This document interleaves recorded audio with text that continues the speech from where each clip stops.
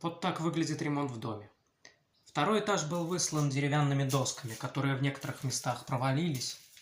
Все это издавало жуткий скрип и выглядело непрезентабельно. Кстати, вот эти доски. Взамен них строители залили все бетоном. После мы планируем поверх нанести наливной пол. Одна проблема – цементная пыль. Этого мы не предусмотрели. И первый этаж приходилось неоднократно убирать. Но, как говорится, это ремонт. Совсем без грязи и пыли не обойтись.